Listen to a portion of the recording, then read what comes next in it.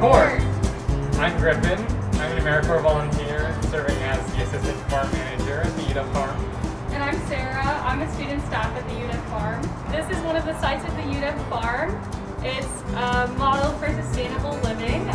There are plenty of people who live in the apartments here, and when they were designing Mercer Court, they had in mind that the people living here would be engaging with the farm, growing food, eating the food that they were growing here, and so lowering their carbon footprint for the food that they were consuming. The Mercer Court farm site is an example of a very collaborative design. You have landscape architects, you have grounds, you have faculty and housing and food services, and a number of parties coming together to design a sustainable living residential complex. So the idea with Mercer Court was that it's LEED certified, and that in the buildings is passive solar, and the students and residents can actually come and engage and work in the farm areas and learn how to grow food and actually take some food home with them. However, there's design, implementation, and then maintenance.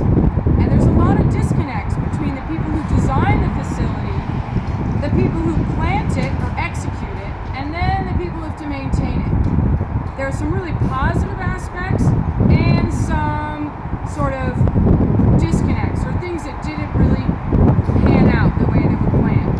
So because of that, there's a lot to be learned from this facility and this residential complex. So part of the design of this facility is different tiers of plots. So behind me there is a ground tier, and up here there's another tier, and within this tier there's 3 terraces. And since the buildings are on the east and the west side, that exposes these terraces to the south. The farthest back terrace is raised higher than the first terrace, which allows all of the plants to get equal amounts of sunlight. One of the interesting elements of these bricks, they absorb a lot of heat, and that was planned. So this area is like a microclimate. It actually heats up earlier in the year, and it holds on to heat later in the year. So that's an advantage. In fact, the asparagus growing to my left and right is coming up out of the ground earlier than at our other farm site, the Center for Urban Horticulture. The designers of this complex wanted to use all of the available space. So one of the things they did was design in areas for fruit trees all along the edges of these bays. We also have herbs. Here behind me there's sage, oregano, and in other bays we have thyme and rosemary and mint. This allows us to use all of the available space. On the very edge of the farm closest to the road, we also have a nice long plot for blueberries. Blueberries are a favorite of the crows around here, so we use the protective wire to keep them safe, and we use cloth to cover them up as well. Similar to how we use row cover on a lot of our greens and other produce. Another thing that was planned here at Mercer Court was the rooftops, which in an urban environment, those are opportunities for collecting rainwater. A building here, we have 5 buildings, A, B, C, D, E. A building, they followed through, and the rainwater is collected on that rooftop. It is then sent through 2 filters, and that supplies the water for the laundry, for students to wash their clothes. Perfect. That's the best thing about rooftops. One of the really good aspects of the plantings here at Mercer Court is these tiers, and in between there's built-in drainage. So if there's a lot of water, it can overflow down into these built-in drainage systems, which go down into the next bed. As our growing space is on multiple levels, our irrigation system is quite complex.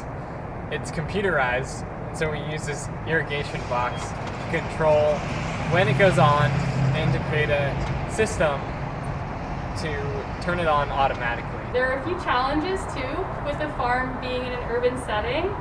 One of the unique things about this site is that it's basically situated in like an apartment complex.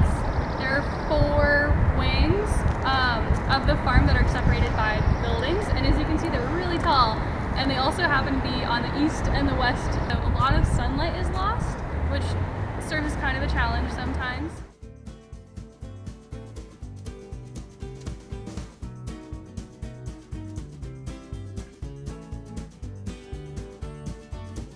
The compost bin is kind of far away from where we're usually pulling weeds out of the ground. It's a little bit of a hike up the hill. Our processed compost is also pretty hard to reach. It's just down that hill. The stairs also make it a pretty big challenge. The UW farm, at least at this site, is not ADA accessible. I can see the water just 50 yards in front of me.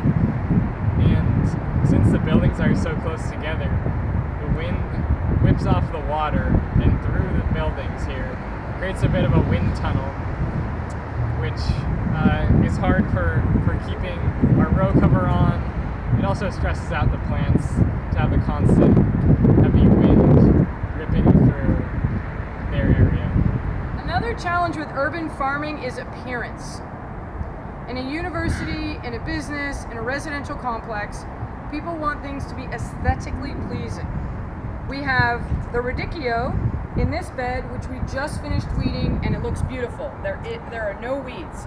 However, a lot of the time, we're transitioning beds. And down below, you see beds that have yet to be planted. And then up above, upslope, you have what might be considered unsightly or not pretty. It was cover crop. Students will be here and they will flip the soil and turn it into bed preparation. But while it's waiting for students to work on it, some might consider it not pretty or unsightly. And so urban farming has that challenge, that aesthetics challenge, when we're used to seeing things perfect. So here we are at the intersection of Pacific and Boat Street. And this is the biggest bay. Each of the areas between the buildings are called bays. This plot right in front of me and the plot along the street bed were actually blueberries and strawberries in their original design. That's one of those challenges is in an urban environment you have human pests coming in and picking the berries, which is okay, but then their pets and dogs, you're getting into food safety issues. Animals and pets peeing on the crops is not a good thing. So for food safety, and also the challenges with sunlight here, the strawberries failed. The blueberries, some of them managed to survive and they can adapt. Not optimum, but what we chose to do is to create buffer zones between the crops and the people, an area called an insectary or a pollinator planting. So for the last few Earth Days, we've planted forage and California poppies and alyssum and lupin and garlic chives, and it changes over the growing season. You'll see different flowers blooming. The idea is you set aside an area that is not tilled, where you're not harvesting a crop. You're providing habitat for pollinators, birds, and other insects that are beneficial and provide services for our organic farming.